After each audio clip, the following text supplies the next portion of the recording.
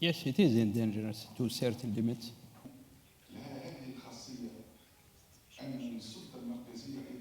Us through the peace initiative, that perennial conflict called, what's it? If we do not come to implement what I tried to explain to you, I fear a bloodbath in Tripoli. I fear a heavy movement of migration. I fear people fleeing Idlib and settling in Libya. I fear instability in Egypt, in Tunisia, in Algeria, in all neighboring countries, and these countries taking in Niger, in Chad, Sudan. And I also fear that we add to an already heavy list of things on which great powers are not agreeing, a new file to this list. That was very good. Thank you. The international scene and in the Middle East as well. But also, as you mentioned before, next Thursday is general. And of course, that's not an accident. That didn't happen naturally. That happened because the U.S. Fifth Fleet. This is the first time for the elections in Algeria where you have an independent authority that will control, monitor, and organize, by the way, the elections. Not anymore, neither the Ministry of Interior nor the Ministry of Foreign Affairs. We had this prerogative. We still have this prerogative of organizing elections outside the country. So this is why I'm here, can be here, because I have nothing to do with that.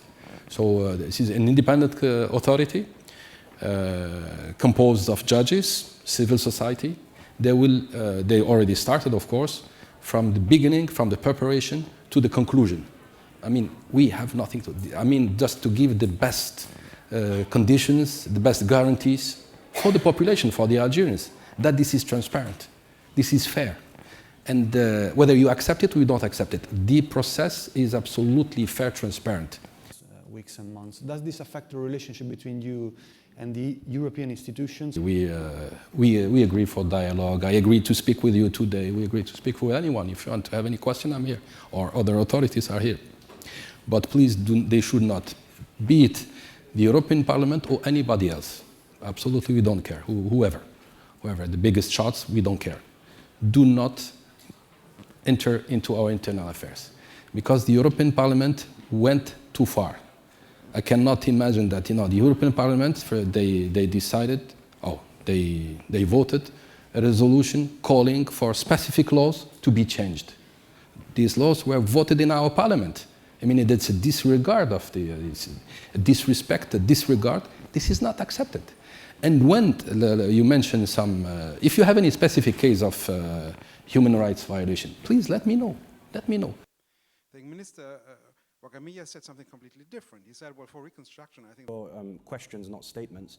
I'd just like to come back and open it up both for both officialdom, experts, analysts, and commentators that will be sharing their thoughts on. Today's world, unfortunately, as all of you have seen, is being troubled by protectionism, instabilities, unilateralism, and of course, terrorism. So how to do that? We in China say that we should support the settlement through disputes, settlement of disputes through peaceful negotiations, not by force and coercion. We should consult each other and achieve common development and enjoy the benefits all together. So we find the BRI is the vehicle, is the possible solution for common development and the prosperity for China and Middle East people and the world as well. Thank you. Thank you very much. People first, not only security of people, but welfare of people. Welfare of people. Interesting to hear thoughts perhaps later on is MENA just a transit?